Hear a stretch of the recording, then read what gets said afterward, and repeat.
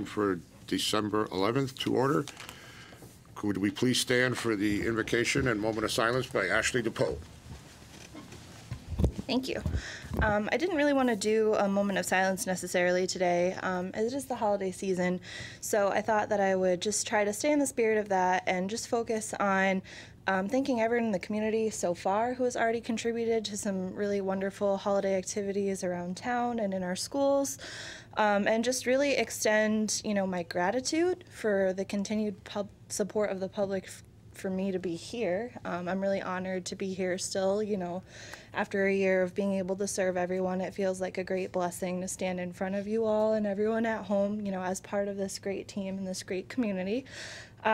Just continue to recognize the phenomenal outpouring of support that I've seen all around town for our fellow citizens. We've seen some really beautiful acts of kindness over the last several weeks, and we have several more opportunities for kindness coming up that you'll hear more about tonight as well. We actually wrapped up Hanukkah last week, so happy Hanukkah, belated to anyone celebrating that. And I just want to extend my holiday blessings to everyone, every single person in the community, no matter what you believe in, no matter what you stand for. I wish you all of the best of the holiday season on behalf of myself and the board. So happy holidays, everyone. And let's do the pledge.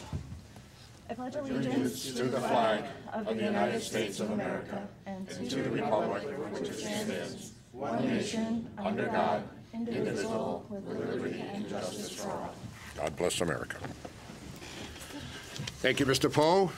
Fire evacuation notice. If in case of an emergency or fire, there is an exit to the rear of the chambers. Go out to the parking lot, or to my left, your right, and left down the stairs to the rear parking lot.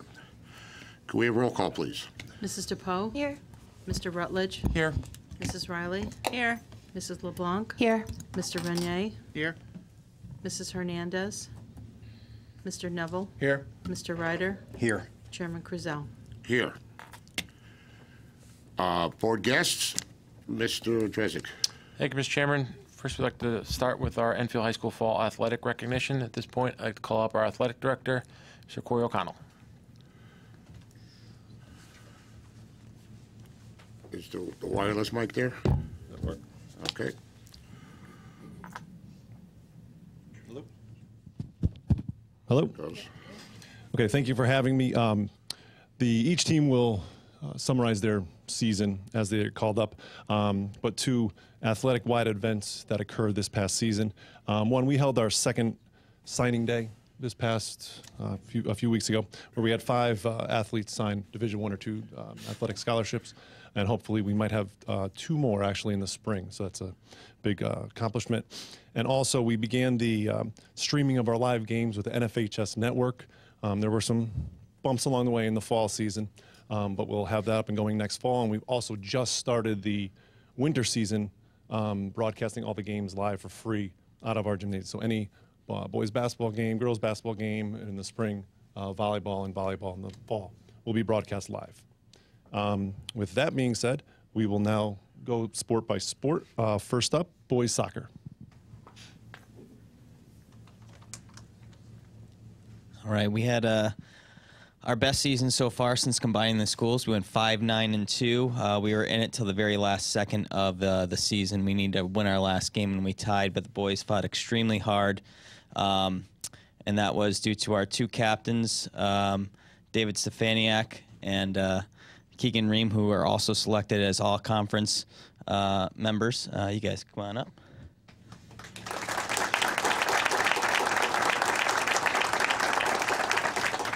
In addition to being all-conference members, they've really set the tone going forward. With a brand new combined schools, it's really hard to establish a culture of a program. And for the first year, we really felt they established a winning culture and an attitude that is going to last forever. So that's their legacy that they leave us, and we're excited to go forward with what they built. Congratulations to both of you guys.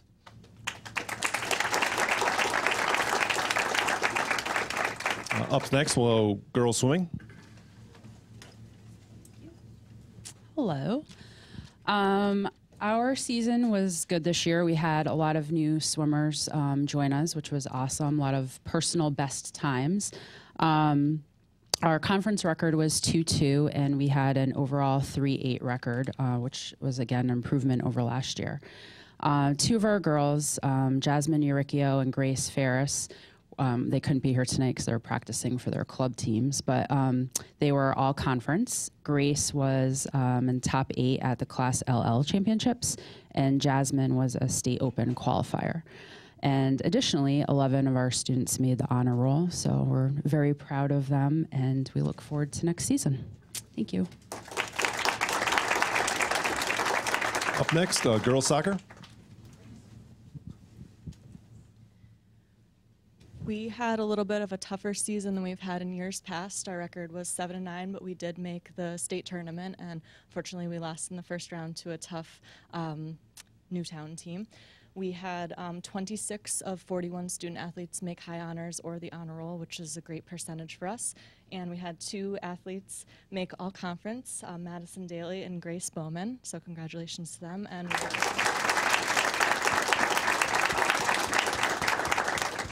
we're looking forward to next year as well. Thank you.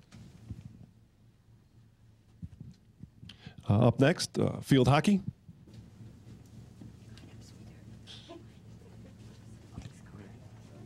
Come on up, you pretty little gals.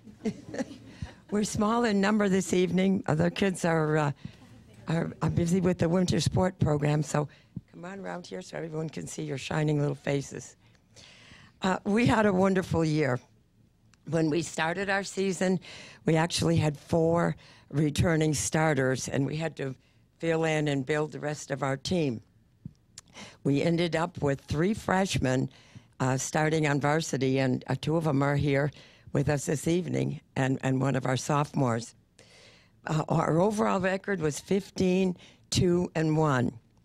We tied with Hall for our league title. This is the 3rd year in a row that we've won the CCC North, so we were extremely proud of the kids, right, Ames? We in the state tournament, we won our first game, and then we lost in the quarterfinals to Newtown. Sorry, we're going to get you a championship yet. But we'll keep trying. But they had a wonderful year, and games against some fabulous teams.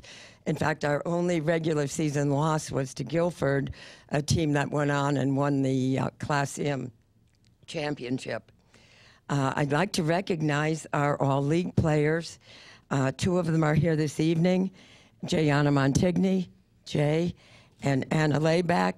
Anna, we have a junior and a senior. The other 3 kids could not be with us. That would be Tori Gigalone, Caitlin Bork, and Kelly Massa. We also want to recognize the fact that Tori Gigalone and Caitlin Bork were selected first team All-State, Class L Division.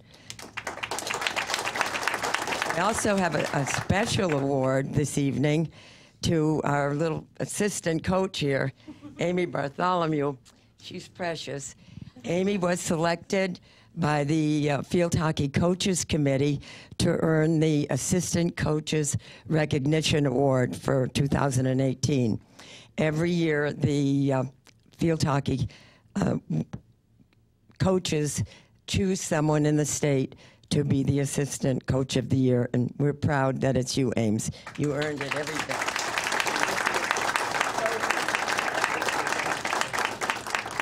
At the banquet. Thank you very much, and thank you all for your support in everything you do for us, starting with Corey down. Our main trip is so big, and without your support, we'd never be able to do half the things we do. Thank you.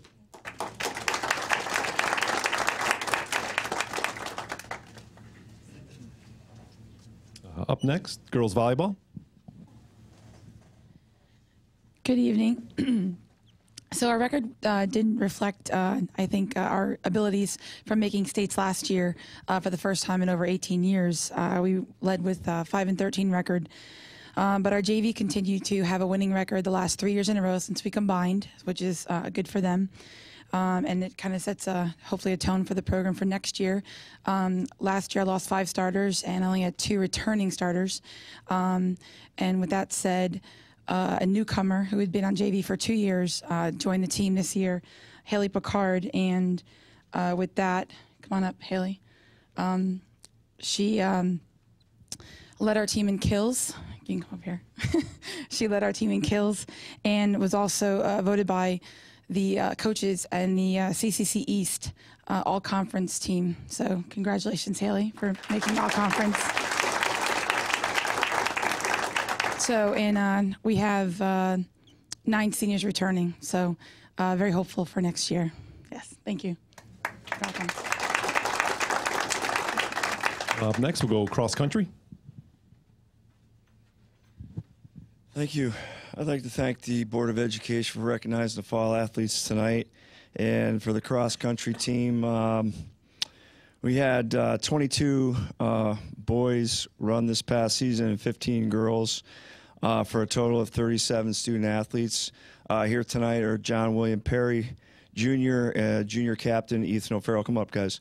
And Dan White, sophomore, in the back there. You can clap for them. Go ahead. Thank you. The boys had 6 wins on the season, including 1 over South Windsor, a team that we haven't beaten in over 10 years. The girls had 3 wins also in a very competitive Central Connecticut Conference. Highlights of the season would include junior captain Ethan O'Farrell and sophomore Dan White finishing in the top 12 at the Winding Trails Invitational. Also receiving medals and awards this year for their top 20 performances were Morgan Roberto, captain of the girls team, and freshman Kirsten Strout, both at Winding Trails and the Wickham Park Invitational. Also, Dan White was named to the All-Conference Triple C team. You can clap again. Thank you. But probably most importantly, of the 37 athletes that we have running cross country this year, 30 made either honors or high honors, and that's most important, right? So thank you very much.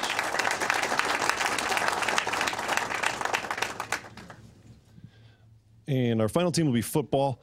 Before I bring Coach Thomas up, the award you see here, obviously all of Enfield and specifically football team had a very difficult season, up and down, off-field and on-field incidents.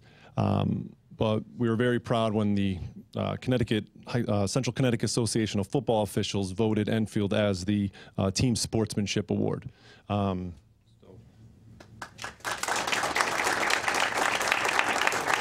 So as our coaches build this program, they know they're doing it the right way. And hopefully that next trophy will be a state championship trophy. No pressure. Thank you, Coach. Thank you for having us here tonight. I want to congratulate all the other fall athletes and teams for the accomplishments that they had. As far as our football program, in behalf of the football staff, we're really proud of what our kids were able to accomplish with all the adversity that we faced. Kids came every day. They played hard. They played with a lot of class. The recognition with the Sportsmanship Award just tells you something about the character of this team. Season started out with a great win over Manchester in double overtime, which was quite an accomplishment. Continued with a last-second win over Hull, and then we finished the program by winning the Route 5 rivalry between Enfield and South Windsor. So now the trophy is here, and hopefully it'll be here to stay. I'd like to recognize our all-conference and congratulate them. Football nominate guys that were selected to be on the team. Freddie Centrella, Cam LeBlanc, Joel Stewart, Brendan DeBarber, Andrew Diaz, and Wyatt Raymond, who's playing basketball. So outstanding accomplishment by these guys. And again, thank you, and thank you all for all your support. Guys, before you sit down, come on up here so we can get a picture. You guys holding both trophies. Everybody, yeah, all the student athletes, come on up right in front here. Up by us here. Up here. Up here. All the student athletes. In front of us. Right in front of us. Cover us. We're not important tonight. You guys are important. Yeah, and you can see yourself on TV. Look, Maddie. You're on TV.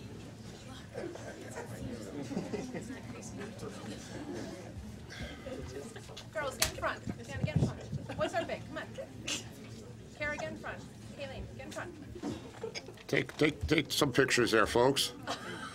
Move back over there. Yeah, Guy. Nobody listens.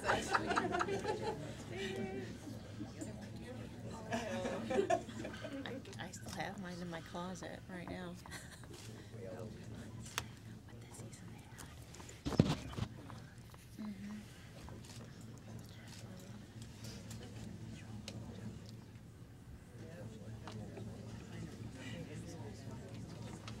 Hold on, yeah, let them pan, let the cameraman pan on you guys. Wave to the camera. I would say you could say hi, Mom, but all the camera has to do is just turn around. Yeah. All right, thank you for all your support, and go Eagles. Thank you, guys, thank you. Before you guys go, any comments from the board? Well, you guys can, do you want them to sit? No, you guys go, you can sit up, you can sit. Don't walk out with your parents yet. Don't leave yet. I guess I'll say it now.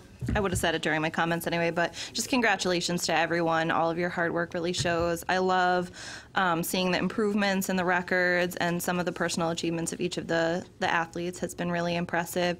A huge thank you to the coaches. Obviously, we couldn't have what we have without your leadership. Every year you guys get better and better, so we thank you so much for your investment in what you do.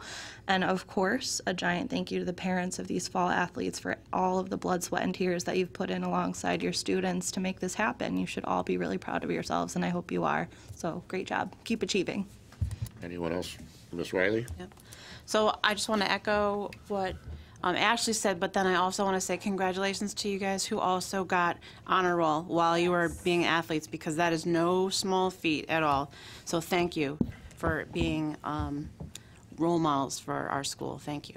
Mr. Neville? Ditto to all the comments that have come up here, but also just we look out here, and we have a job that we do every other week here, and we hear all kinds of things, but this is the kind of thing that comes up, and it's kind of the gravy in our job to hear what you guys do, the students, the coaches, the dedication you have, but especially your dedication not just to the sports, but to the sportsmanship and to the academics. So thank you very much. We appreciate it. Ms. LeBlanc? I just want to congratulate all the student athletes. I've known some of these kids here since they were little, going to elementary school, and now some of them are seniors and juniors. I've seen them start off as freshmen, and now they're all conference as juniors, and that's quite a feat. But I want to also thank the coaches, because like Mr. Allegro said, they're talking about the culture and still merging the culture. And I feel like this year at Enfield High with the fall sports, there was a lot of Eagle pride. We're embracing the eagle, we're embracing the Eagle's nest, we have Eagle Fest, and I think that's really important. Eagle pride all the way. So again, thank you to all the coaches, parents, and student athletes. Keep up your grades, it's most important, and everybody have a happy holiday. Mr. Ryder.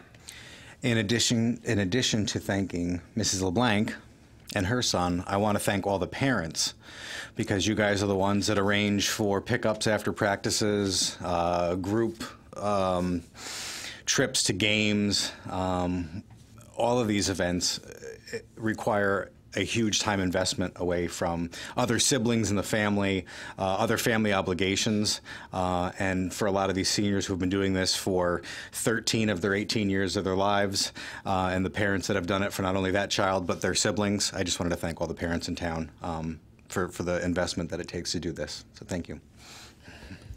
Well, I couldn't say it better, other than thanks to parents too for putting their heads in their books to make sure they got good grades. Because that's like Ms. Riley said, that's an accomplishment on its own. So we are very proud of you, and Merry Christmas and Happy New Year to all you guys, and we'll see you again on another. And thank you, Corey. I'm sorry, I'm terrible with names, so, and thank you for all you do too. Mr. Dresick. Just while everyone's here, because they're going to mad dash out of here, you just beat my, with all the thank you to parents and to coaches, and most importantly the kids. Sometimes it gets overlooked, and I'm sure he would appreciate it this way, but it takes a lot to coordinate all these programs and the work that Mr. O'Connell does as well with Tracy LaFleur, making sure all the buses run on time and you guys get where you need to go, and that they all look so professional when they come in here together with all their stuff. So it often gets overlooked. We want to thank Corey again for everything he's done for this program, for all of our programs over the last 2 years. There's a reason that we're trending in this direction, and Corey's a big part of that, so thank you. Another round of applause.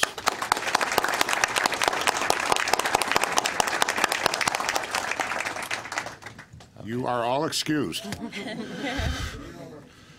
Might want to leave that trophy behind. Thank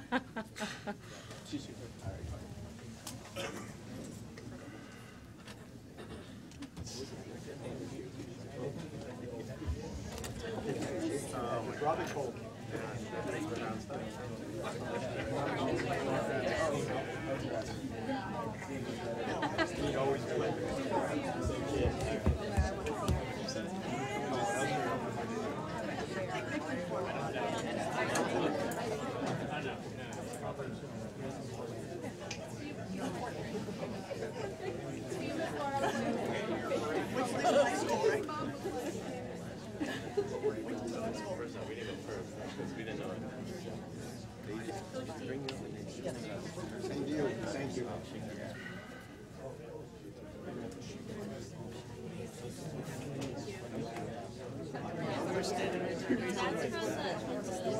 Thanks for your hard work. I don't do well in front of a crowd. Don't worry about that. We cleaned it out for you. Should we have told them to wait? I think we should tell them, wait, come back. Lori has something to say.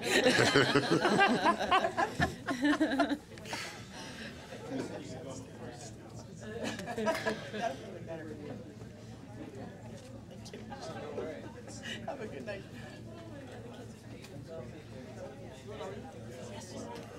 Good? All right, we want to prep the screen for the... Sorry. That's true. That's true. Next guest, Mr. Drezek. Thank you, Mr. Chair. Our next guest needs no introduction, and I'm deathly afraid to give away any secrets because she has me trained, so I'm not going to read what's in front of me. I'm going to allow her to do that. So I'm going to welcome Miss Lori Gates. Give her a round of applause, too. It's a very nice intro, thank you. I've asked Pam Townsend, who's one of... Is that mic on? It says it is. Okay. Yep. But I lost my voice for 2 days. Okay, it's just pull up possible. closer just so they can... Upstanding. We want to make sure everybody hears you. So this is Pam Townsend. She is one of Enfield's location leaders for the annual Wreaths Across America ceremony that takes place in our cemetery on Saturday as part of National Wreaths Across America Day. I'm going to let Pam talk first because what's going on tomorrow in town, which I'll get to when she's done, is ahead of the major meaning of Wreaths Across America. Hi, good evening, everyone. Thank you, Lori. Again, I'm Pam Townsend. I'm the cemetery coordinator for the Wreaths Across America. And the ceremony will take place at St. Pat's Cemetery this Saturday, December 15th at 12 p.m. It takes about 20 minutes. It is definitely a community event. We will have the first responders, Blue Star families and Gold Star families saying the names of Enfield's own that paid the ultimate sacrifice. Representing the Blue Star family is one of your own, Erin Fitzgerald, and her husband Dan. Their son Patrick is currently serving on his first deployment. And Patrick is serving in the U.S. Air Force, and Erin is a teacher at the Enfield Street School. After the names are read, there will be a ceremonial wreath laying for each branch of the service and the POW and MIAs.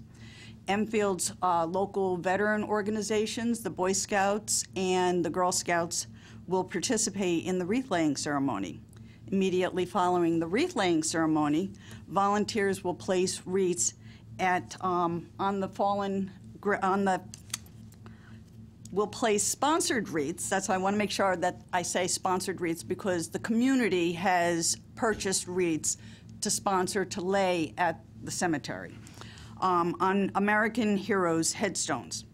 At this time, there is a possibility of rain showers, but have no fear, we will have pop-up tents. So the ceremony will take place, rain or shine. It will only be canceled in the event of a safety issue. So if you have any questions, please feel free to ask. If not, I'll turn it back over to Lori. I'm up. Okay. So, chaos coordinator tomorrow. Most of you know that Wreaths Across America, the convoy leaves Harrington, Maine, and heads to Arlington National Cemetery. Because of our location in Connecticut, they're going to pass through here, and we've been honored for the 5th time to have a portion of the delivery convoy come to Enfield. It's their only stop. They did have a couple trucks going to Branford, I believe it was today, as they headed into New York. We're going to have a couple of the semis come through. They requested to return to Enfield, which is it's a pretty big deal to have that be requested. I've put the route out on social media, and people have been sharing it. Thank you, and that helps because this doesn't happen without the community support being out there.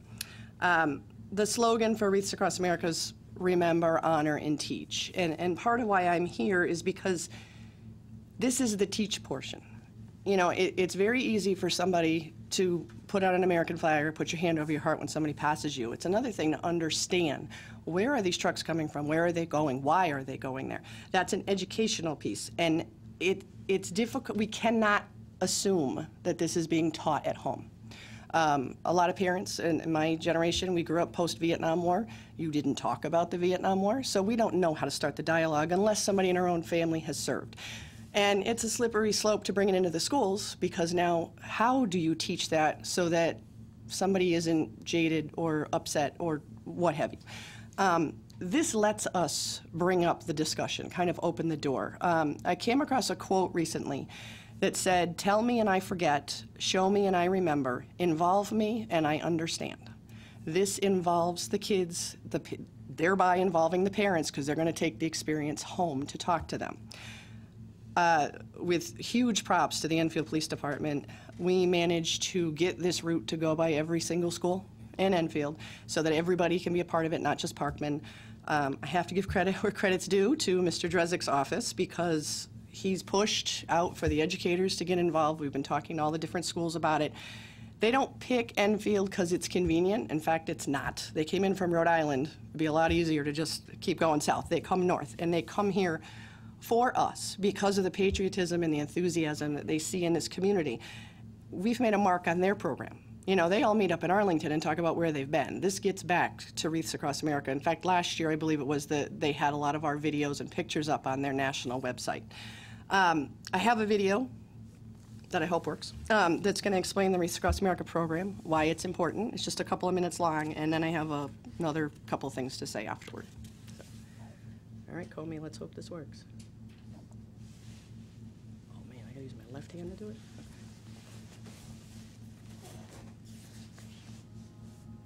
Okay. We need to shut the light off.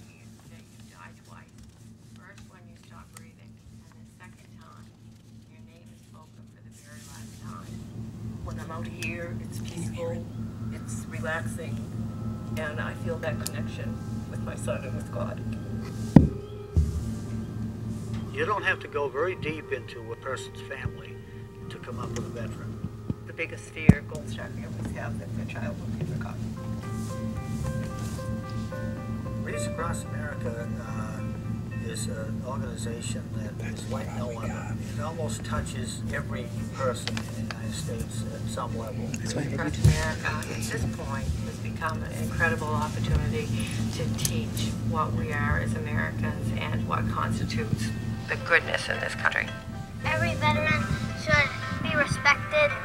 They work hard for us. You need to never forget, freedom wasn't free. Wreaths Across America started almost 27 years ago when my husband, who was in the wreath business, had too many wreaths. We had about a truckload left over that year, which is about 5,000. I mean, we was trying to think of what we could do with them that would do maybe some good to some people. Thought about Arlington National Cemetery. He's very patriotic. He just wanted to say thank you. out of respect for what we have in this country. So it became a family tradition. And it just struck a chord, I guess. It went around the world. This year we'll be placing about 1.6 million on the graves of the veterans. The Wreaths Across America wreath laying is really, it's a celebration of life. That one wreath symbolizes one family that was able to smile because of the generous donations. And you look at the iconic picture and grave after grave after grave and the vastness of it with wreaths on every headstone. But then as you just visualize it, you draw closer and closer and closer, and you come to one name. And every name is as important as the other. Every name had a different story. January 18th, 2005. My older brother Billy served for over 20 years before we lost him. He cared enough for his country and for others that he offered his life for them, for their freedom. It's really important that people understand that Wreath Day is an event, but Wreaths Across America is a year-round mission. We also place wreaths at 1,500 other locations. My ultimate goal was to place a wreath on every single veteran's grave. The whole remembrance tree started by just friendship with Gold Star families. I thought it'd be nice to make a dog tag up and give them that tag and say, you can put that on any tree you want, and that becomes your family's tree. And every 3 years, we'll take those branches from those trees and we'll make them into veterans wreaths. It just gives us hope that people won't be forgotten. I didn't really get it at first until I stepped back and hear all the noise in the background, and it's all the dog tags in the wind. I look at his stone and it's like such reality that he's gone. But when I come here, the tree is living.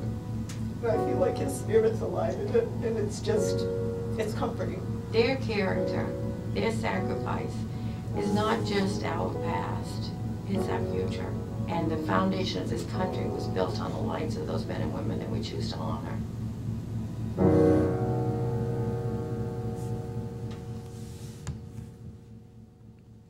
So, I just had a couple comments after the video.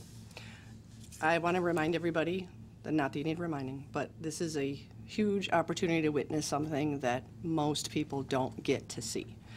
So I would encourage everybody roadside. I know I'll see many of you tomorrow at Parkman, and ETV is going to film it, so it'll be available on YouTube afterwards, so everybody has the opportunity to see the program. But if you get a chance to be out there and witness these trucks as they come through, it is not just a Walmart truck. It is its own aura that comes with it. And so you can be their witness as they come through. That's the theme to this year's Wreaths Across America, is be their witness, to remember that these people are still amongst us. I got a text last night from Nate Lewis, who's the coordinator for Walmart, and I know you're going to be shocked by this, but it rendered me speechless for a couple of minutes. They added a 4th truck to our convoy last evening. It's smaller, it's not a huge semi, but it's still pretty large. I guess it was up for grabs for who was going to take, they were kind of on their own, which convoy did they want to partner up with, and Nate remembered something about Enfield, and he said, no, I want him, because this is important, and you'll understand when you get to Enfield. So this is very personal. That truck is not going to Arlington. That truck is going to Shanksville, Pennsylvania, to the 9/11 crash site. They're coming here because we have the steel beams, and they remember that Enfield supports first responders. So they'll be part of the convoy tomorrow. Tomorrow's program is only going to be a couple hours, and everything that divides us is going to be set aside, and we'll all join in remembering and honoring and educating kids. And then the trucks are going to leave. They're going to go to Arlington and Shanksville, but we have Saturday, and you get to be a witness for Enfield's heroes. So this doesn't happen because of one phone call. It doesn't happen because who knows who. It happens because of the support of the community and the school system and all the participation of all the schools. So I want to say thank you in advance for always supporting this, for everybody that's colored every paper. Parkman looks amazing. I think we can show Nate that he chose correctly. Does anybody have any questions or comments? Mr. Renier. I just want to say thank you. It's an honor to do it. It really is. Ms. LeBlanc? Every year I take off the day from work to go to Wreaths Across America, but over the summer we took a family vacation to Washington, D.C. And for whatever reason, just being in Washington and getting involved with the history of the United States and spending the whole day at Arlington National Cemetery, I feel like this year has a profound meaning to me because I've never been. That was the first time I've been to Washington, D.C. I never went as a kid, and just watching that video and seeing the pictures of Arlington National Cemetery, and then hearing about Shanksville, but then also how it just extends and it's going to extend in our community. I think that all of us, this is what we want, is we want things that bind us together as a community. As remembering our veterans is sad, but it's something that hopefully makes people forget grudges and bygones and political parties and just remembers that we're all people and really what this country really should be about. So, but thank you, because I enjoy going every year. It's an emotional day, it's a happy day, but it's emotional and it's very touching. So thank you. Thank you. Ms. Wiley? I just wanted to say, I went last year and it was moving and I cried and it was beautiful. And I think it's amazing that we got to do this again. And I also wanted to say thank you for all the other things that you do, like the cookies for camouflage and all those things. I saw some pictures up, I think it was on like Enfield Hua or something, of the people who actually received them and that they were so happy. So thank you for all the work that you do for our veterans. It's just amazing. Thank you. Well, in regard to the cookie drive, I probably shouldn't tell people this, but out of 9 years of doing it, I haven't baked a cookie yet. That's the community. So Yeah. all of that, that's the community coming Yes, forward. yes. So, I mean, that'll But just it tell you takes a how lot of invested coordination, everybody though, is. Yes, So. yes. And so thanks to everybody else who made the cookies, There too. Mr. Neville? You come before us all the time and talk about how much work we do, our kids do, our teachers do, our administration does to get this done. We know how hard it is to organize anything with this many people, and so I have to say thank you. I think we have to say thank you to you. You keep it up every year. You're here all the time. I know you bug him, which is great, okay, and he follows through for you, but it couldn't happen without you folks doing it. So a big thank you from us to you. Thank you. Spell out your website so everybody can hear it. Oh, yep. Enfield Hua, H-O-O-A-H, which is not what it's supposed to be. It's supposed to be H-U-A, but whatever. That's why I wanted you to spell it out. I want to make sure everybody gets it Anybody right. can join in. When people say it, it doesn't actually sound like Hua. It And sounds more the like a Facebook drum. So, page, yeah. too, is... There's a Facebook page, Enfield Hua. I have one last thing. So, yes, I do bug him. I'm going to bug him one more time. Mr. Drezik, Mr. Longy, and Mr. Barasa, I'm going to change you up a little for tomorrow. No, you're still talking. Get out of that. Would you report to Walmart at 8:30 a.m. for your ride? Oh, cool. You're going in the trucks. You're going to be part of the convoy in the morning. You should see how your schools come out for this. I finally got something out of this job. Thank you. Absolutely. All right. So now you get to see how your schools come out and support it. So. Now, I'm going to echo Tim's sentiments that we couldn't do, you do all the work. We're just along for the ride. I mean, it all comes from you. It all started from you. This whole organization many years ago started from you, and we thank you tremendously for what you do for the Enfield. Saying thank you to the people who are willing to lay down their lives for us just seems like such a small thing, you know, yes. but it really wouldn't be as successful if it wasn't for everybody that stands behind it. So we all, you know, should thank each other. God bless all of you, and God bless everyone who lost, who fought for us, and keep us going. No, I just think it's great that That's really awesome. Look at Guy. Good.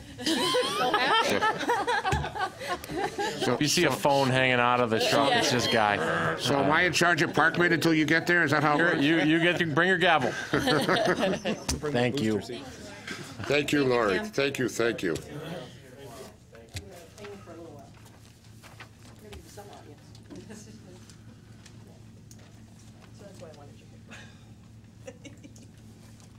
All right, so we go to superintendent's report. Mr. Drezik. Actually, start with our student representative. Jacqueline's here. Jacqueline, please. So, the Gay Straight Alliance would like to thank all the students and staff who participated in our second annual Human Rights Day, which many students and staff ran different seminars where we talked about different things revolving human rights. Enfield High School will be having a $1 Pajama Day this Friday to raise money for the Connecticut Children's Medical Center. It's their 7th annual PJ Day, and we're really excited to participate in it this year. The Enfield High School Chorus will be having their winter concert at 6:30 in the auditorium on Thursday. They've been working really hard, and I'm really excited to go, so hopefully we get a good turnout. Thank you. Mr. Drezek. Thank you, Mr. Chairman. As a reminder, all Enfield Public Schools will be closed on December 24th through January 1st for the Christmas/New Year's break. Central office will be open on December 24th, 27th, and 28th. Don't be surprised if you don't see many people there, but we will be open. All students and staff will return to school on Wednesday, January 2nd, and I want to wish everyone a Merry Christmas and Happy New Year. And there's a list of your December events in your packet, and that concludes the superintendent's report. Thank you, Mr. Drezek. Number 8, audiences. We have none. Number 9, board member comments. Mr. Poe, would you like to start? So I think most of my comments have already been said since we kind of interspersed comments with guests tonight, so didn't really wait to say them now, but just a quick well done again to all our student athletes, and thank yous to Lori, Pam, and everyone in the community who's going to help make this event on Wednesday and Saturday amazing. Enfield Street School PTO updates. This week, the 10th through the 14th, is their holiday shop. This is the kids' favorite time of year when they get to go buy little Christmas presents or holiday presents for their friends and families. So that's this week. The next Enfield Street School PTO meeting is December 13th. And on December 14th, Friday, Enfield Street is also having the PJ Day. I believe that's district-wide in all of the schools, so they'll be participating as well. So it's really fun to get, our littlest kids involved in giving back and having them kind of understand the power of that. So very exciting stuff for that. The Little Caesars Pizza fundraiser is starting on December 17th, so more information is going to be coming home on that. And of course, you can find all this on EnfieldPTO.com, but if you don't have access, at least you can kind of hear it right here. And that's all I got. Save some comments. Maybe the chair will have some tonight since I haven't said them. Don't do it on my face. Don't do it on my account. Who else wants to go? Mr. Rutledge. Good evening. Just one quick comment. I just wanted to congratulate the students on the JFK Middle School debate team. They attended their first tournament back on the 1st of December down in Seymour, and I know they all performed very well. And just want to compliment Ms. Serrato, who's really taken the lead of that team and done some great work with the students there. And if anybody's interested in joining, they should contact Ms. Serrato at the middle school. And have a Merry Christmas. Thank you, Mr. Rutledge. Ms. Riley. Okay, I want to say that I had a great time at the Torchlight Parade. I got to walk with Walter and Mayor Mike and Mr. Casati. And, of course, our kid mayor, Olivia Nuccio. She did the tree lighting, and there was a carol sing afterwards, and it was absolutely awesome. And I just want to say, to go along with that, don't forget to, or at least think and consider donating or volunteering some time at our warming center, because there are some people out there that need it. I want to thank Rich for taking all my calls over the past week with questions I had on policy. Thank you very much for that. When we had the NASAC accreditation team come, our students were absolute rock stars during that. They gave an incredible presentation at the beginning, and it would be really cool if we could get them in here to do that if time ever permitted, because they all came up as like a team and they helped each other out, and they weren't nervous public speaking, or it was just great. They were awesome. And while we were there, I was looking around the school store, and I was like, oh, wow, I wonder if we can get this stuff online. And lo and behold, one of the students came up to me, and she gave me their website. So I'm just going to say it. So anybody can buy anything in the school store online. You don't have to be an Enfield parent or student. So it's squareup.com/store/EHS school store. So you can get your Enfield gear there. I went to the PTO meeting for Henry Barnard right before this. District-wide PJ Day is Friday. PTO is throwing a luncheon on Thursday, so we've been busy cooking and getting goodies for the teachers. We got a couple of surprises in store for the kids next week, which I'm not going to say anything of what it is. Don't want to ruin the surprise. And next month we're going to have movie night and game night. That's it. Thank you, Ms. Riley. Who wants to start here? Ms. LeBlanc?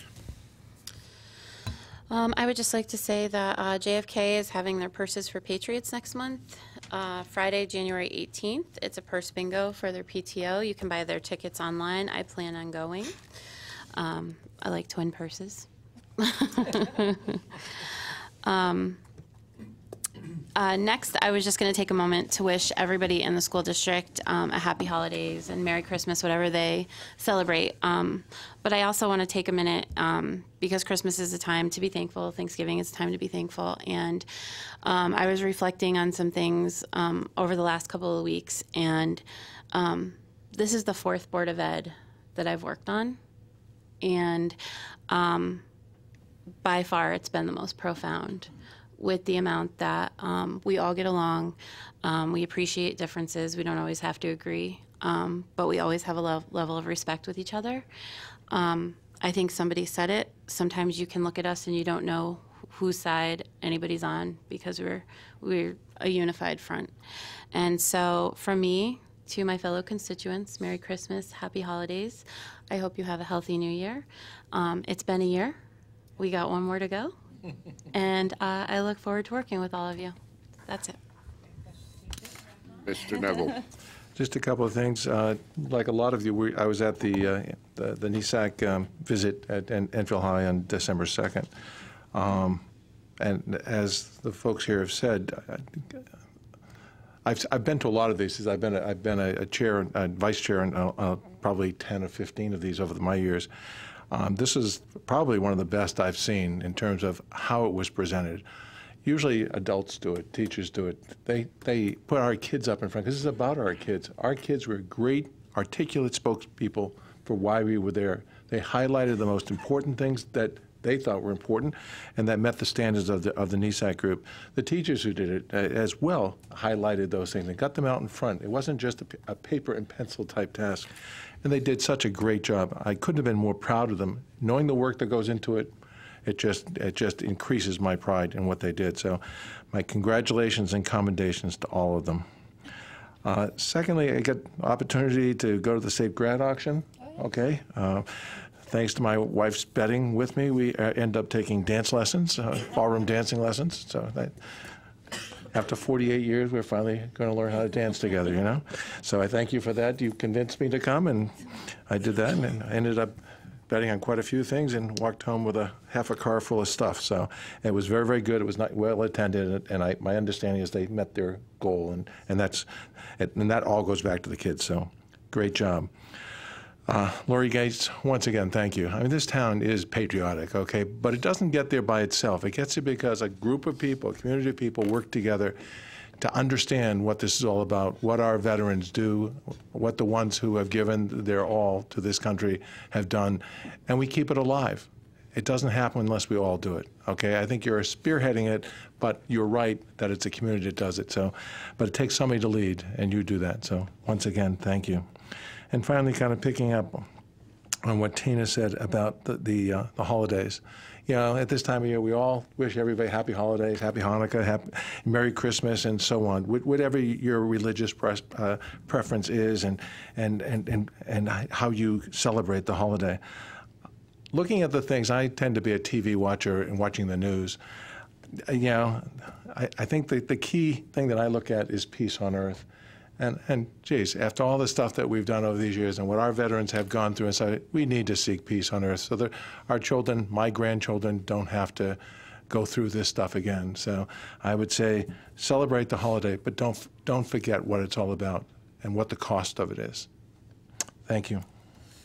Thank you, Mr. Neville. Mr. Ryder. Updates from Eli Whitney PTO. We have a Five Below fundraiser. You do need to bring the flyer with you for credit. You can't just show it on your phone. You have to bring in the physical piece of paper that'll go home with students this week. And that's because the cashiers actually have to circle it and add a code to it. But that's December 16th through the 22nd. So Five Below is a great place to go for stocking stuffers. And by showing the flyer, you'll be able to benefit the Eli Whitney PTO and the goings-on there. They're also having Spirit Week, the last week of school before the break, December 17th through 21st. Flyer regarding that will also go home this end of this week. And it is Enfield Public Schools PJ Day. It is a statewide campaign that we are taking part in as a district. There were a handful of schools here and there that participated on an individual basis, but now we are participating district-wide. And this just in from our Enfield High rep. Enfield High is now taking part, which I didn't know until you said that a little bit ago, so I'm very excited. Initially, we had already had commitments from Head Start and Stowe through JFK, all kids preschool through grade 8, and now with the addition of Enfield High, it is now officially a district-wide thing, and I appreciate that. We do ask students in exchange for wearing school-appropriate PJs that day that they donate $1. It's optional. It's optional to wear your PJs. It's optional to donate $1. You could bring in a penny, a quarter. You could bring in nothing and just wear your PJs to show support. And every penny raised will be collected and brought down to CCMC, but specifically to their division that fights cancer and blood disorders.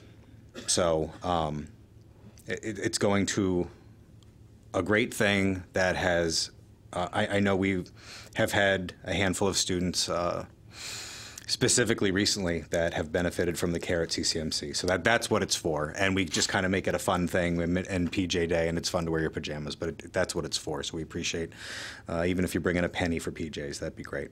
And finally, happy holidays and happy New Year from my family to yours. So thank you. Thank you, Mr. Ryder. Mr. Renier. Thank you, Mr. Chairman. I'd just like to bring some news from the Hazardville Memorial family. December 12th, there's a PTO meeting, so that's tomorrow night, 6 p.m., located in the library.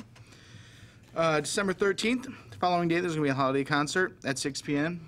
With students from Hazardville at the Enfield Annex. December 14th, obviously, the PJ Day for CCMC. December 21st, there's going to be the monthly assembly at 1:30. In classrooms 15, 16, and 17 are invited to attend that with their families. So that is the Hazardville news of the day. I also, last Sunday, had the privilege of going to the NEASC accreditation with the majority of us, and it was fantastic to see the students showcase what they are, who they are, and the faculty kind of took a backseat on that day, which was kind of cool. Everywhere from students leading members around, making sure everyone was lost or wasn't lost. I don't know how many times we were asked when we were walking around the building if we needed directions. Sometimes we did, so it was nice to have those familiar faces with us. Matt showed us some of the stuff in the music room, which was kind of cool. The standing bass was interesting. I wanted to start playing, but I didn't want to break anything either and get upset. So it was overall a good atmosphere. During that accreditation process, there was a panel of about, felt like 5,000 people asking us questions. It was probably more around like 14. But they asked us questions of the Board of Ed in regards to the school district, and it was nice to be able to talk about us, not just saying who we are, but we were proud of the accommodations, the mergers, and the students overall. So that was a great thing to do. One thing that I did take from that meeting, however, was some of the information that they were asking of us. And Mr. Chair, I would just like to expand upon this for future meetings as well.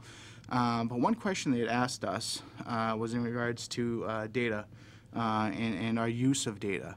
Unfortunately, the amount of data that we receive here as a board isn't much.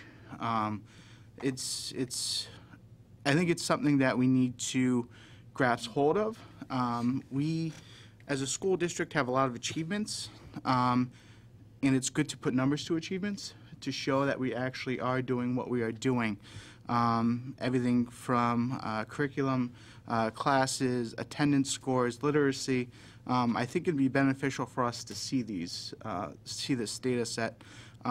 We can go to EdSite, the state's website, and look up data, and that will give us probably 2016, 2017 at best. And that's not real-time data for us to look at. For instance, if you go back and you look at some of that information in regards to graduation rates, 2016, 2017 was some of the highest that we had for graduation rates, which was great. And unfortunately, Fermi was falling off before the merger. They were trending down, EHS was trending up. I'd like to see where that's at now. Now that we've had a couple years under our belts with the new high school, you know, what's our graduation rate looking like? What is our chronic absenteeism looking like in regards to the students? As we know, absenteeism has a strong effect on early literacy. What are those numbers looking like for our K through 3s and our middle school students as well? So I'd just like to see those data sets before us, just so we can compare it and give kudos where kudos is due, so we can have that information, so we don't have to refer to a state website to get the numbers that we have here in town. So that's just something I took from that meeting, Mr. Chair, that hopefully we can just later on just, you know, have further conversations about that. And lastly, I just wanted to make a brief comment, Mr. Chairman. In regards to our last meeting, we had, well, you had, in your capacity as the chair, you'd appointed 2 individuals to the JFK Building Committee, and that is obviously your prerogative as the chairman of this committee. But I would ask, Mr. Chair, that in regards to the appointments to that committee, that all 9 members of the Board of Ed be explored in regards to that. Not to say that the picks were good or bad or anything like that, but I just feel that with other committees as well, that the opportunity has come up for all 9 members to express an interest in that or possibly take ownership of that, to want to go towards a committee such as that. So I would just ask, Mr. Chairman, that either we just explore the appointments of that or just keep in mind and for future appointments that the conversation is had with all 9 members who might express interest in joining such a committee. Thank you. Thank you, Mr. Renier. So my comments. Well, I'll start with Crandall PTO. This Friday, 6 p.m., is the Crandall Winter Snow Much Fun PTO event from 6 to 8. And then I believe, yes, December 20th at 9:30 is Crandall Pride Assembly. 9:30 in the morning, that is. And I don't know if the pictures got out from the last assembly they had, but they literally found a new use for duct tape. They literally duct taped the principal to the wall. So I saw a picture of that, and it was, like I said, a new use for duct tape, not one that was used here years ago. So we'll leave it at that. And then I want to bring up a point that was brought from that table right there at our council meeting, where, you know, there's guests that come to that table and give us good news and give us good information. But then there's people that come to that table and at the council meeting that give us false news and false information, and he knows who he is. So it was said that we as a board worked illegally to get the JFK referendum passed. And I just want to clear the air and say that's not true. And I would ask Scott Ryder if he could give us a little input on how the PAC was formed and how he contacted people at the state and found out how, if he could expand about how the PAC was formed, so people will know that we didn't do anything we weren't supposed to do up here to get this referendum passed. So please, Mr. Ryder. Well, I'm not defending any members of the PAC specifically, but there's only one. There's actually 2 names on the PAC. The PAC that was filed with the State Elections Committee was myself. I am the sole leader of that PAC on paper. There was one treasurer appointed. A non-elected treasurer was on that PAC as well. Everybody else was a volunteer that could or might choose not to participate in the PAC. It was my understanding prior to July 17th that an elected official could not chair a durational referendum PAC. This is a referendum PAC for a question, not regarding a singular political candidate or party, be it for or against. So this would not be a PAC against a candidate. This would be a PAC regarding a referendum question on a ballot. I spoke specifically with the State Elections Enforcement Commission, CT State Elections Attorney Joshua Foley. We spoke on Tuesday, July 17th, 2018, and he said that assumption that was mine and that was ours in the past was incorrect, that you could be an elected official and you could form a PAC. There are items prohibited. You cannot expend any public funds for your PAC, which this did not. You cannot use schools or town buildings for any PAC meetings or gatherings, et cetera, without offering the same to an anti-PAC. So theoretically, if there's a second PAC formed in town, this PAC is pro, please vote yes, this one's please vote no, then theoretically, if one were to use the town hall for an hour, they would have to give the option to the anti-PAC for that same, to which there was not one filed here in the town of Connecticut. I'm sorry, here in the town of Enfield, here in Connecticut. So basically there is different rules for a PAC against a singular political candidate or party, as I had mentioned. The rules for a referendum question, which is defined as a short-term durational PAC, which commences the day of the election. There's no issue. I was also told by the attorney that state law is clear that public funds or other public resources cannot be used to support or decry a referendum question, which we all knew, and none of that happened. I can also say that once the question officially went to ballot on September 4th of 2018, that my involvement with the PAC was only by name on paper, and that the PAC ran itself at that point. And it ran successfully, and any PAC literature or websites or communications thereof were completely factual, and they just answered the questions that were brought to us via social media or here at this meeting or at town council meetings. And the PAC fundraised to get funded? There was no town money used for the PAC? Yes, Absolutely of course. not. Of course. Yep. It was also said at the debates that the youth vote put a ballot up on the wall and checked off the box yes. That was not from the youth vote committee from school. That was a table set up by another organization. It had nothing to do with the school. The school did not promote the yes vote in any way. So I just want this all cleared up because I'm tired of this table being used for this. It's like another Facebook right here, and this table's becoming Facebook. It's the spewing of false information just to get your face on TV, and I'm tired of it. If you have a problem, come to my meeting and tell me about it. Don't come to council and talk about it. All right?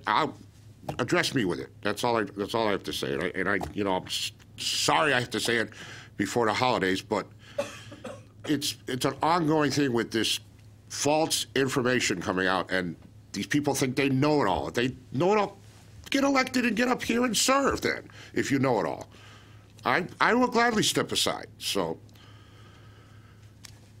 I'm done ranting. Again, I want to now back to calm. Merry Christmas, Happy New Year, and let's move on.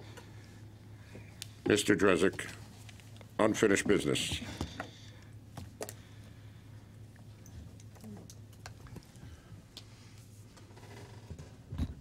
It's actually Mr. Renier for a board policy, but. Okay, yes, sorry, Mr. Renier, please. I thought you were going to do it. No, please.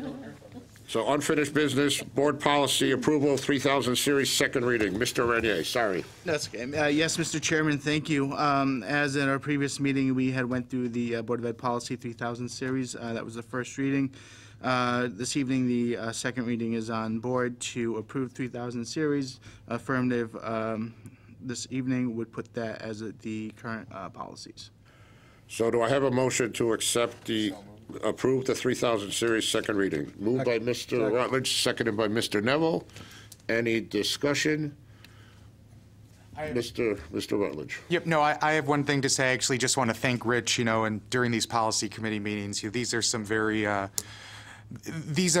extensive policies, and I just want to commend you for how you've led the committee so far and just, keeping us going along. I know we're in the 4,000s now and still a bunch more to go, but, everything you've done to pull the committee together and make sure we're getting this, to make sure the schools and our policies are in compliance with state laws and all necessary regulations. So I just wanted to say thank you for your work on that. I got a good team behind me, Mr. Rutledge and Mr. Ryder and Mr. Longi. And Kathy. Any other discussion? Any other discussion? No. Roll call, please. Mrs. DePoe? Yes. Mr. Rutledge? Yes. Mrs. Riley? Yes. Mrs. LeBlanc? Yes. Mr. Renier? Yes. Mrs. Hernandez? She's not here. Mr. Neville? Yes. Mr. Ryder? Approve.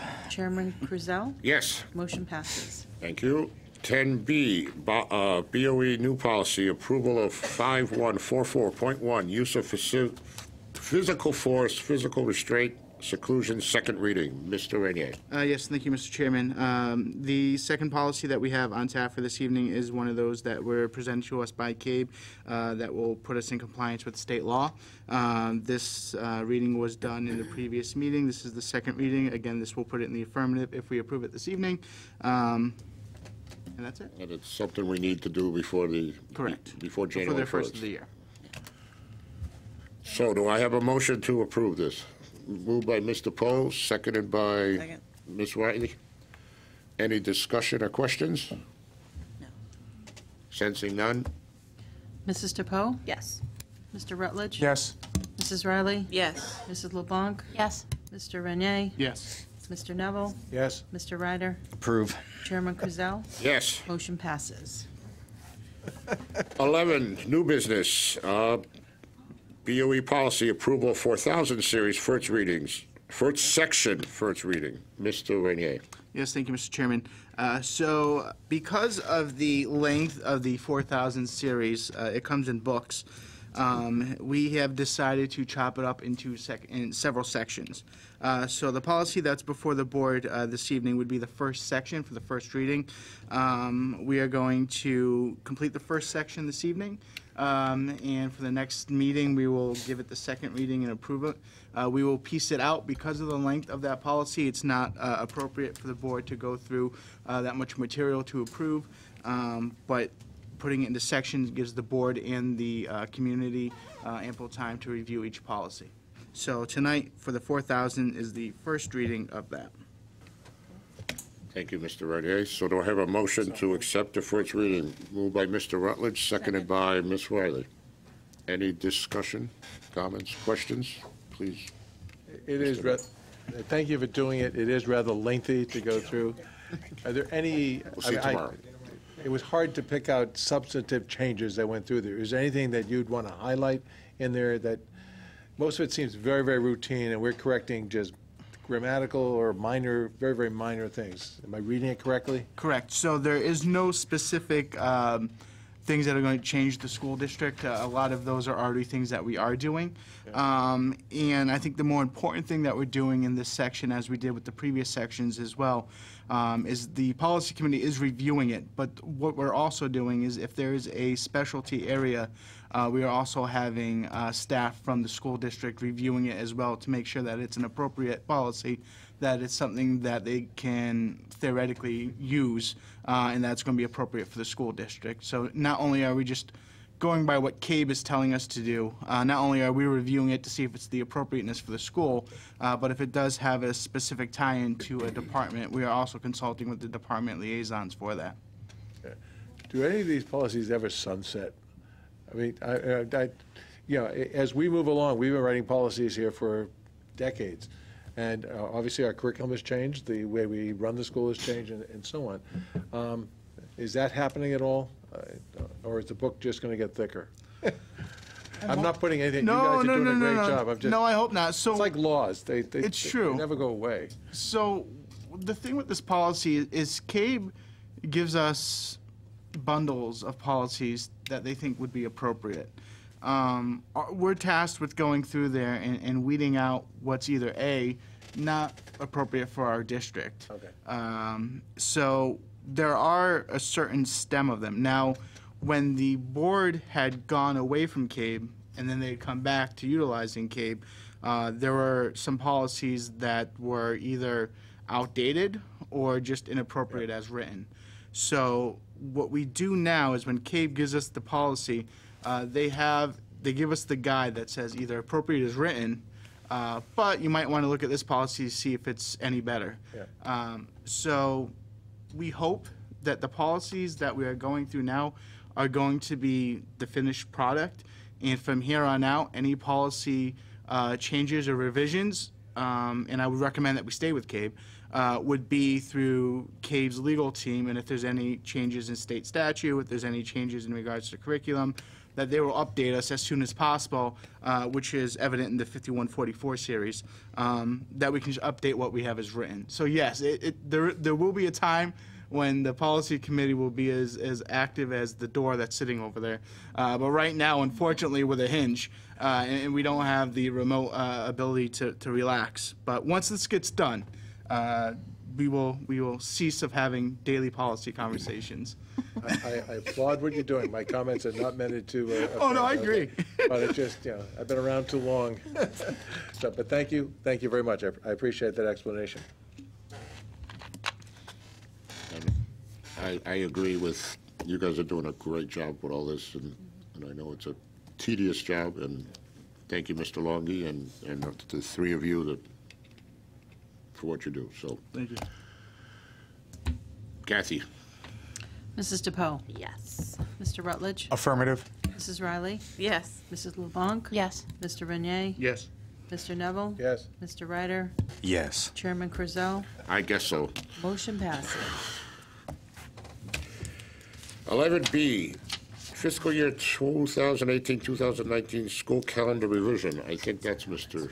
Drezek. That is me. And for the benefit of those who may be watching this at home or who are going to YouTube it later, if the board wouldn't mind, I'm going to read it to make sure that I get all the facts straight. But the board has previously revised the 2018-19 school calendar last year on March 27, 2018 for all Enfield Public School students. Currently, Wednesday, March 27, 2019 is scheduled as an early release professional development day. Unfortunately, after the school calendar was approved, the National College Board released the date for the SAT test for all 11th grade students. The test will be administered nationally on Wednesday, March 27, 2019. The test date is not negotiable, and this high-stakes test is a graduation requirement for all 11th grade students, and they are required to take the SAT exam during the school day on March 27th. So it is simply not feasible to appropriately conduct the SAT test on an early release day. Therefore, we're going to need to move the early release day scheduled on Wednesday, March 27th to the following day, Thursday, March 28th. Although March 27th will look different for the high school, all other schools will follow a regular school day on March 27th. Enclosed in your packet is the 2018-19 school calendar with the proposed recommended day change. All schools will now follow an early release schedule on Thursday, March 28th, 2019. We want to give everyone ample time to plan accordingly, as we know this can cause changes for family schedules. And we'll also obviously send out reminders as we get closer to the date. But therefore, in order to make a calendar revision, it would require board action in order to do so. And there are no contractual obligations regarding a calendar change, just in case anyone was curious. All right, well, I can't find it, but I'll agree with you. They're telling me it's at the bottom. Very end. So in simple terms, we need to move an early release day from a Wednesday to a Thursday because the College Board told us after we adopted our calendar when they were going to administer SATs. The 28th is a national holiday in my house anyway, so because it's my wife's birthday, so. Very important. Chairman Curzel, you can tell your wife you've scheduled an early release day on her birthday. If the schools have it, yeah. Letting him out early in honor of She's probably Mrs. watching Curzel. at home now saying, shut up. So, do I have a motion to approve? Moved by Ms. LeBlanc, seconded by Mr. Neville. Any other discussion? Roll call, please. Mrs. DePoe? Yes. Mr. Rutledge? Yes. Mrs. Riley? Yes. Mrs. LeBlanc? Yes. Mr. Renier? Yes. Mr. Neville? Yes. Mr. Ryder? Yes. Chairman Cruzel? Yes. Motion passes. And I've updated EnfieldPTO.com, every school's calendar already. While you voted. Thank you, sir. 11C will be handled at the end of our meeting after executive session. So we'll go to 12A, Curriculum Committee. We're meeting. Microphone, please. Sorry. We're meeting this Thursday at 6 o'clock, and I believe it's in the. It's not. It's in the conference room across from my office. Okay, fine. And all of you, we invite you to come. There's a couple of interesting things regarding technology. I think you'll all find very, very nice and right up your alley. So I encourage you to come. Thank you. 12B, Finance. We met last night.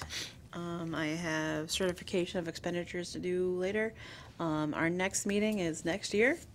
I believe it's the 14th at 6 p.m., I think. That's the 14th. I'm not sure. It's not on my calendar yet. 12C, Policy. Yes, Mr. Chairman, as a holiday gift, we took the month off. We will be starting again in January. 12D, Leadership, nothing to report. 12E, Joint Facility, we had a meeting for Thursday, but I had it rescheduled because of our curriculum. Right, it's on the 20th. So we moved it to the 20th, yes. 12F, JFK, nothing to report yet. The committee will be approved Monday at the town council meeting. The members will be notified. And 12G, there's no other committees that I know of. Mr. Chairman, there is no other committees. I'm going to kind of slide laterally into this and just say that Saturday is Rachel's Challenge breakfast. Good call. We forgot to, we forgot to announce that, yes. the pancake breakfast. Pancake breakfast. 8:30. At 8:30 at St. Patrick's lower downstairs hall. 8:30 to 10:30, I believe. And I guess I'm flipping pancakes this year is what I was told. Mr. Dresig was. Mr. Drezik's going to go to the Wreaths Across America afterwards, so I think that got me out of flipping pancakes. I was taste tester last year, so this year I guess I got to make them before I can taste them. So. All right, we're at number 13. I had a question about the JFK Building Committee.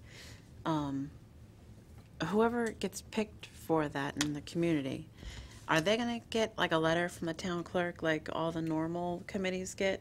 And I with the believe thing? so, yes. Okay, all right. Yes. Because somebody had asked me that question, and I thought that was the normal protocol. First, but they have to get it. They have to be approved First have to be at the approved, council, and then then after, they'll get a letter from the Yeah, they'll town get a clerk. letter. They'll get a packet. I believe they'll get a copy of the study, the copy of the charge. Okay. If I remember right from Yeah, my. you are, and I my think bit. Mayor Mike said that once they go through, he's going to contact He's all gonna- of the people yeah. individually. Yeah. Right. Yep. Between now and then. Okay, cool. Yep. Thanks. Number 13, approval of regular Board of Ed meeting minutes of November 27, 2018. So moved. Moved by Mr. Neville. Second. Seconded by Ms. Riley. Any discussion? All in favor? I have 8 in favor, 0 against. Abstain. Oh, and 1 abstention. I'm sorry. So 7, 0, 1. Right? Yes. Okay, I'm doing my math right? Okay. 14, approval of accounts and payroll. Ms. Riley. Okay. The Finance Committee met on December 10th, 2018, to review financial statements for the month of October year-to-date and to examine various documents related to finances. Our review concluded that there is nothing significant to report to the board. I move we accept the superintendent's certification as follows. I hereby certify that in the month of October, total expenditures amount to $6,097,729.60, broken down between payroll totaling $3,963,815.15, and other accounts totaling $2,133,914.45. All payments have been made in accordance with the approved budget and are properly accounted for within the books of accounts. Copies of approval for check invoices are properly documented. Moved by Ms. Riley, seconded by Ms. LeBlanc. Any discussion? Show of hands. All in favor? 8, 0, 0. Ms. Riley. The Finance Committee met on December 10th, 2018, to review financial statements for the month of November year-to-date and to examine various documents related to finances. Our review concluded there is nothing significant to report to the board. I move we accept the superintendent's certification as follows. I hereby certify that in the month of November, total expenditures amount to $5,973,751.87, broken down between payroll totaling $4,036,033.73, and other accounts totaling $2,133,914.45. All payments have been made in accordance with the approved budget and are properly accounted for within the books of accounts. Copies of approval for check invoices are properly documented. Moved by Ms. Riley, seconded by Mr. Poe. Any discussion? Show of hands, all in favor? Anyone against? 800. Any line item transfers? There are no line item No line transfers. item transfers. Number 15, correspondence and communications.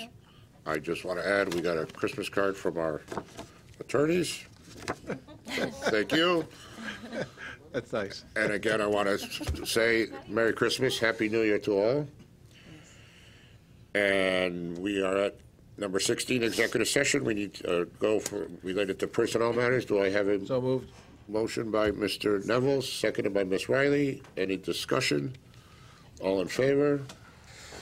800. We will adjourn. We will go into executive session and not return to camera. Again, Merry Christmas and Happy New Year to all. Thank you.